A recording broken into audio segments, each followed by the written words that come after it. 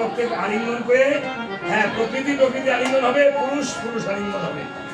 কোন প্রকৃতি এ পুরুষ আলিঙ্গন প্রেমালিঙ্গন, হ্যাঁ যদি প্রকৃতি এগিয়ে এসে না দেয় তাহলে পুরুষে এগিয়ে গিয়ে প্রকৃতিকে আলিঙ্গন দিবেন না, প্রণাম করবেন। ঠিক আছে, সবাই ভক্তের চরণ ধরে নেবেন। এখানে যারা আছে ছোট বড় চরণ ধরে নিতে পারবে, বড় ছোট চরণ ধরে নিতে পারবে। ঠিক আছে, তাহলে আমায় দাও দাও ভক্তের চরণ ধুলি, আমায় দাও দাও ভক্তের চরণ ধুলি,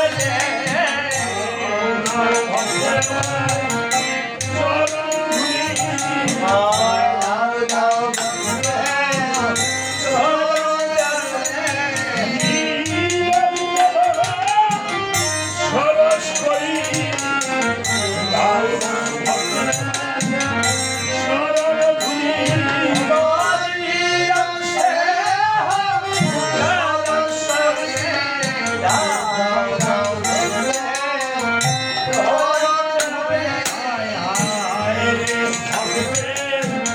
সঙ্গ করি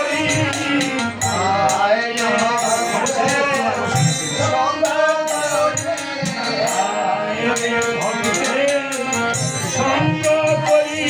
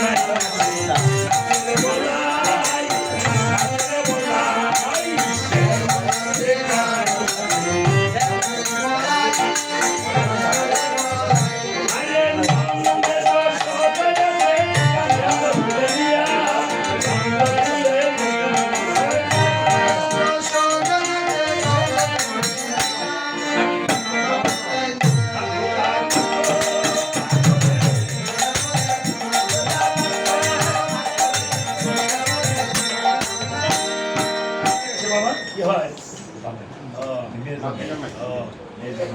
আমি বিমলবাবুর নাতিন জামাই। মা, আসো আসো দুজনে এসো আসো ঠাকুরের কাছে প্রণাম করো হ্যাঁ দুজনে একসাথে যুগলে প্রণাম করো যুগল প্রণাম করে হ্যাঁ হ্যাঁ এখানে দুজনে আসো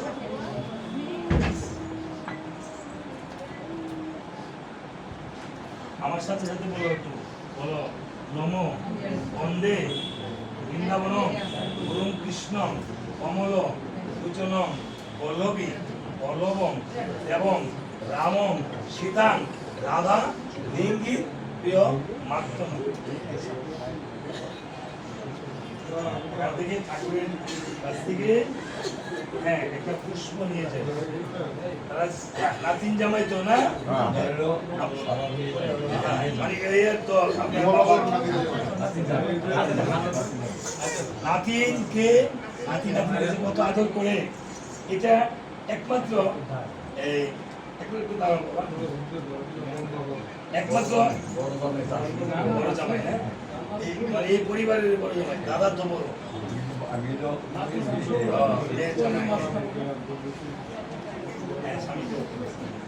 এই পুষ্পটা সন্তান আছে নেই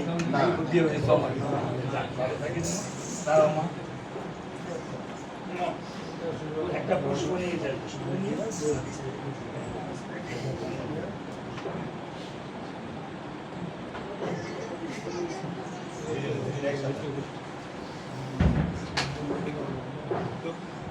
আজকে বিমল বাবুর নাতিন অর্থাৎ এই পরিবারের বড় এরপরে মানে ছেলে মেয়েদের পরে মানে নাতি নাতিনের মধ্যে বড় নাতিন মেয়ের জামাই যারা আমার মেয়েটা ঠিক এই মেয়েটার মতো আমার মেয়েটাকে যেদিন বিয়ে দিলাম আমার মা তখন বেঁচে আছে আমার মা যে কি কষ্ট পেয়েছে হ্যাঁ কাকিমা দিকে যেতে পারে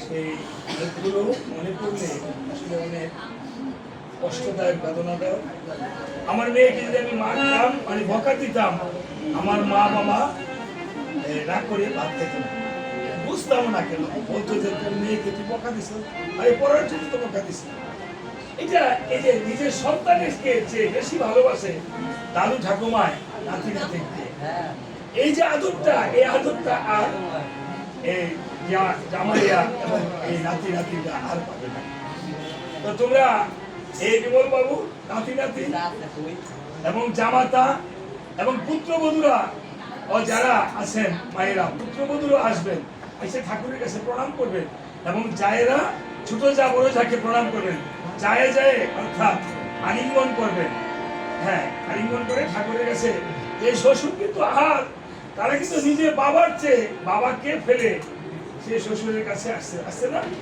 মেয়েরা লক্ষ্মী পরিবারের কেন আজকে এই যে মেয়ে কাচ্ছে মেয়েরা সংসার থেকে শুধু একটু আশীর্বাদ পেয়ে স্বামী বাড়িতে চলে যায় বাবার বাড়ি থেকে কিছুই নেয় না কিছুই নেয় না বাবার বাড়ি জমি জমা যা কিছু আছে সবাই সব করে দেয় এই জন্য মেয়েদেরকে লক্ষ্মী বলা হয় আর মেয়েরাই বাবা মার জন্য কাঁদে বেশি আজকে যে মেয়েরা আছো বা আমি কিছু নিতে পারবো না চোখের জল ছাড়া তোমাদের চোখের জলই তো প্রথম পরে আগে বাবা মা পায় এবং পরে ছেলেদের এবং পুত্রবধূ যারা আছে তারাও পূর্ব জন্মে পেয়েছিল এই জন্মে সে পুত্রবধূ হয়েছে এই পুত্রবধূরা কিন্তু কষ্ট কম পায় না কষ্ট পেয়েছে শ্বশুরকে হারিয়ে কারণ এক বাবা ত্যাগ করে আরেক বাবাকে বাবা ডেকেছে এটাই বড় আদর্শ আমি পরিবারের জন্য আশীর্বাদ করছি আশীর্বাদ জানাচ্ছি প্রথমে যে দুজন পুত্র বাবার নামে মায়ের নামে যে দক্ষিণার্থ করেছে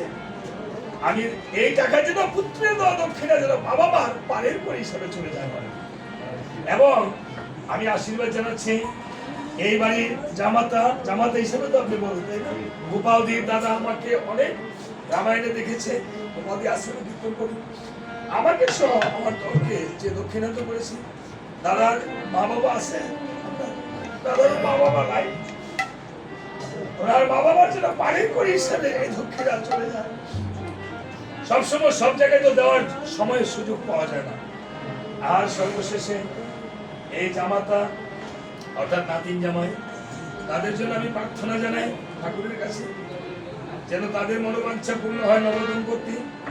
আমি এই টাকা থেকে কিঞ্চিত হলেও আমি দেব কাজে ব্যয় করার চেষ্টা করি। আমি বিভিন্ন জায়গায় আমি ঘুরি বছরে 7 দিন 8 দিন 15 দিন বিভিন্ন দেব মন্দিরে ঘুরি। আমি এবার নেত্রকোনা সুষম দুর্গাপুর একটা অনাথ আশ্রম আছে, গোবাউদি আশ্রম, 4-500 ছেলে মেয়ে অনেক অনাথ। আমি ওইখানে বছরে একবার কিছু টাকা পাঠাই, আপনারা আশীর্বাদ করবেন। ওই ছেলেমেয়েরা ছোট ছোট গেলে বাবা দেখে মা দেখে। আমি যদি কিচ্ছিত হলো আমি গোবিন্দের জন্য একটা ফল কিনে আমি দেবসভায় কাজে লাগাতে পারি, এবং কিচ্ছিত হলো যদি আমি দেব কাজে লাগাতে পারি, আপনাদের নয় এটা কাজে লাগবে, আপনাদের আধার এই ব্যাংকে চলে যায়। হরে রাম, হরে রাম,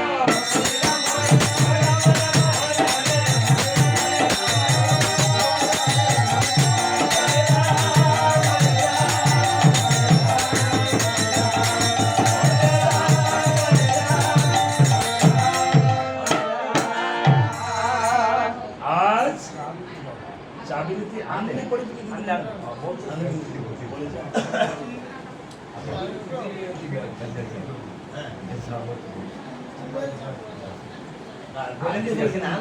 আনলে ধনিতে হ্যাঁ, এই মতো করে দিবি। 1 গ্লাস জল, একটা চা আর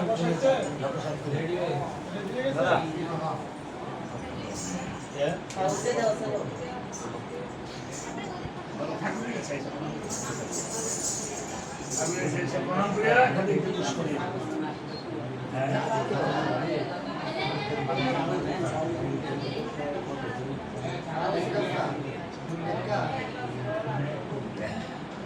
আরেকজন ভক্ত, দাদার নামটা জানি কি বাবা?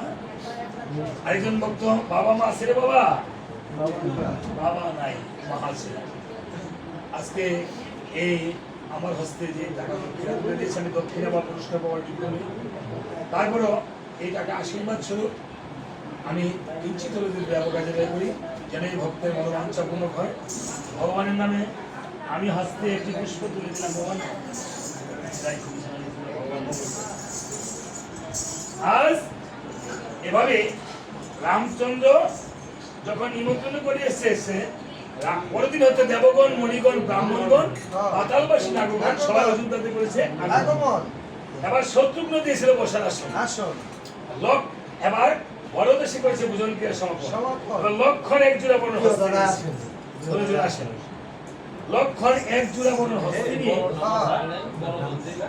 বরণ তার 2 ভাই ধরে মেয়েরা আসেন, এই পুত্রবধূরা আসেন। আপনারা বড় দাদা মাথা নেন আর পিছনে এরা ধরে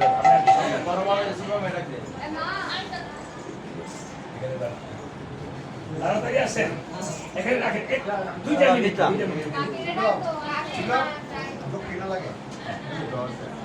এবার তারা বাবা মায়ের নামে একটা বস্ত্র দান করবে। এই বস্ত্রটা 1,60,000 তুলে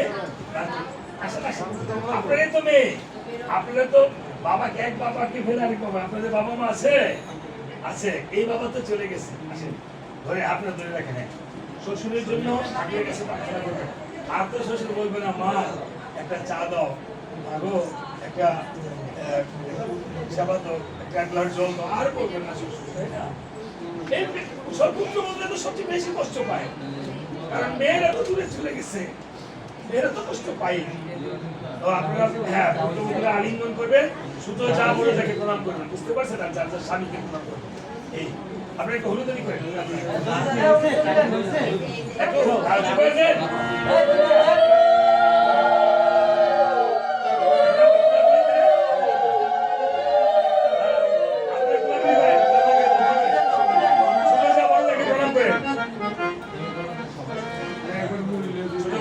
প্রণাম করেন এবং যার যার স্বামীকে প্রণাম করেন।